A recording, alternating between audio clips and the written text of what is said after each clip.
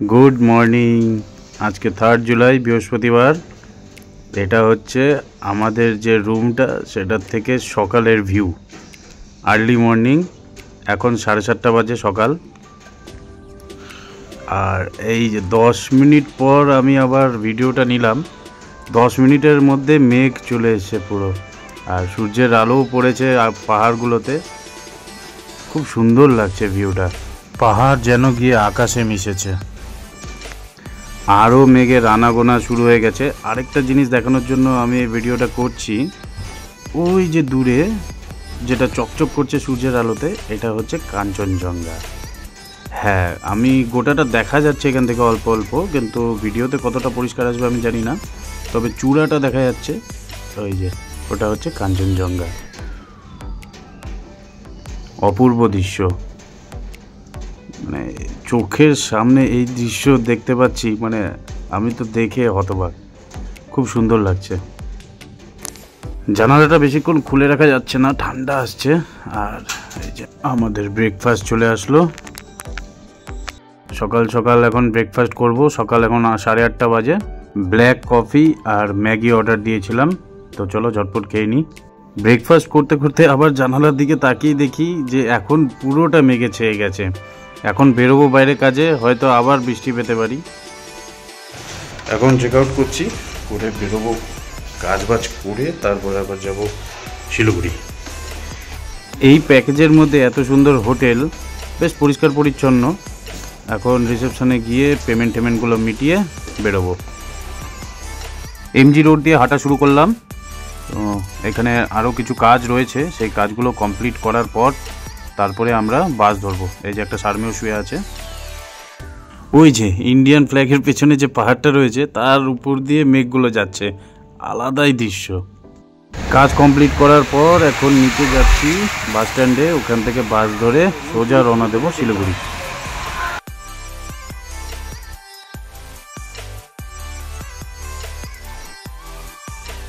পৌঁছে গেলাম বাস স্ট্যান্ডে। এই বাসটা আধা ঘন্টা পর ছাড়বে। এখন যেহেতু ট্যুরিস্ট কম, তাই বাস সংখ্যাও কম। পিচ পেয়ার, এটা মিট না পিচ। এই 1 লিটার জলের দাম 30 টাকা, তার মধ্যে আবার ফ্লেভার দেওয়া, ভাবা যায়। উঠে গেলাম বাসে। এবারও উইন্ডো সিট কাটা হয়েছে। আর কিছুক্ষণ পর বাসটা ছাড়বে, প্যাসেঞ্জারও কম। বাস ছেড়ে দিল। আমরা যেখানে ছিলাম ওই জায়গাটা এখান থেকে দেখা যাচ্ছে। জায়গাটা চেনার একটাই বৈশিষ্ট্য, পাশে বড় বিল্ডিংটা রয়েছে। ওই যে ওখানে ছিলাম।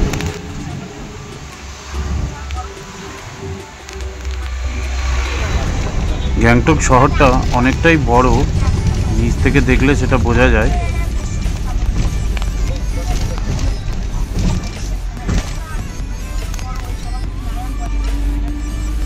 এই যে রয়্যাল এনফিল্ডের শোরুম। এখানে অনেক ধরনের বাইক দেখতে পেলাম, কাস্টমাইজ বাইকও রয়েছে প্রচুর। এনফিল্ড তো আছেই, তার সাথে সাথে জাভা, সব ধরনেরই বাইকই এখানে পাওয়া যায়। মেনলি 150 সিসির উপরে বাইক এই পাহাড়ে চলার জন্য সব থেকে বেটার। এই যে বাম্বু ট্রি, এখানকার বাম্বু ট্রিগুলো একটু অন্যরকম। River view resort and restaurant. এই জায়গাটার ভিউটা দেখতে পাচ্ছেন, মানে আলাদাই একটা ভিউ। আমি যেতে যেতে যে কত ছবি আর ভিডিও নিলাম, মানে কল্পনার বাইরে। এক এক জায়গায় এক এক রকম দেখতে লাগছে। আর এই জায়গার নদীর বাঁকটা তো মনে হচ্ছে এতটা চওড়া, বিশাল চওড়া। এই যে কতটা চওড়া বাঁক। পৌঁছে গেলাম রংপোতে। এই যে এই দোকানে ব্রেকফাস্টটা করেছিলাম আগের দিন। আজকে যেহেতু লাঞ্চের টাইম, তাই এখানে গাড়ি দাঁড়াবে না। এখান থেকে একটু নিচে গিয়ে একটা হোটেলের গাড়িটা দাঁড়াবে। এখন প্রায় 4টে বাজতে চললো। খিদেও পেয়ে গেছে খুব জোর। জানি না কখন পৌঁছাবো হোটেলে, গিয়ে খেতে হবে। আর ভালো লাগছে না। একটা লাইন হোটেলে দাঁড়ালাম, জায়গাটার নাম হচ্ছে তারখোলা। তো চলো নিচে যাই, খিদেও পেয়ে গেছে খুব জোর। উফ, জায়গাটার প্রাকৃতিক সৌন্দর্য আলাদা লেভেলের। চারিদিকে সবুজ আর সবুজ।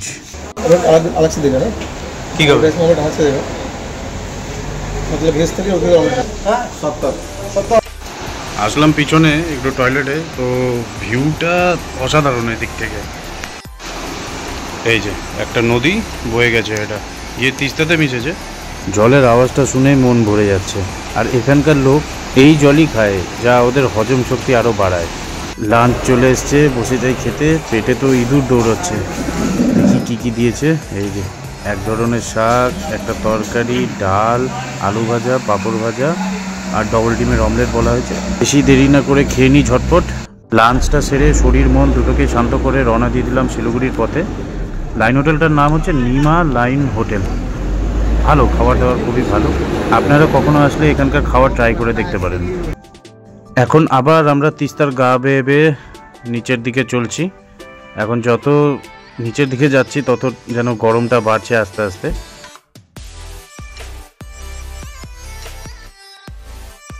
তিস্তাতে সারা বছর এত জল থাকে না, এখন যেহেতু বর্ষাকাল তাই পাহাড়ের যত নদী আছে, শাখা পোশাখা নদী, সব জল তিস্তা হয়ে নিচে নামছে সমতলে। আর এই জায়গাটা একটু খারাপ, ধস নেমেছিল। এই যে অনেকটাই ধস নেমেছে, খুবই রিস্কের জায়গা।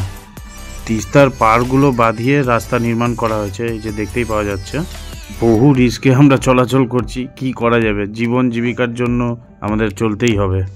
আবার এক বিপদ, রেলগেট পড়ে গেছে সেবকের এখানে। আমি আসার পথে আপনাদের দেখিয়েছিলাম এই রেল ব্রিজটা, বুঝে আসছে। প্রায় আধা ঘন্টা ধরে দাঁড়িয়ে আছি, ট্রেন এখন আসছে। দূরে অনেক। এখানকার সিস্টেম রায়গঞ্জের মতো না। রায়গঞ্জে তো ওভারটেক করে রেলগেট জ্যাম করে দেয়, যার জন্য আরও বেশি জ্যাম করে, কিন্তু এখানে পরপর গাড়ি দাঁড়িয়ে থাকে।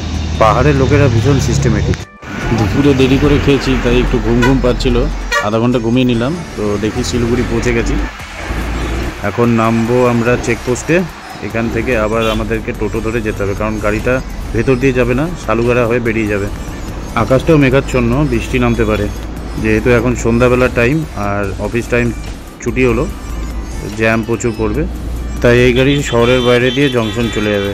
আজকে প্রায় 5.5 ঘন্টা লেগে গেল পৌঁছাতে। ওই যে সামনের সিগন্যালটা, ওখানে আমি নামবো। আর মৈনাক যাবে ভেনাস মোড়, ওখান থেকে ও আবার অটো ধরে যাবে ওর রুমে। নেমে পড়লাম বাস থেকে, এবার যাচ্ছি আবার ওই ওয়েলকাম গেস্ট হাউস। ওখানে ছাড়ার দিন বলে গেছিলাম আমি আবার আসবো, তো রুম রেখেছে নিশ্চয়ই, গিয়ে দেখি। পৌঁছে গেলাম হোটেলে। যে সিগন্যালে নামলাম ওখান থেকে 2 মিনিটের হাঁটা পথ। তো আজকের মতো ভিডিওটা এখানেই শেষ করছি, দেখা হচ্ছে আবার পরের ব্লগে। রুম আছে, পৌঁছে গেলাম রুমে। আগের দিন যে রুমটায় ছিলাম সেই রুমটাই দিয়েছে, 303 নম্বর রুম। তো চলো, গুড নাইট। তো এখন একটু ফ্রেশ হবো, মানে 5 ঘন্টার জার্নি করলাম তো প্রচণ্ড ধকল গেছে, এখন সেই জন্য একটু স্নান করবো।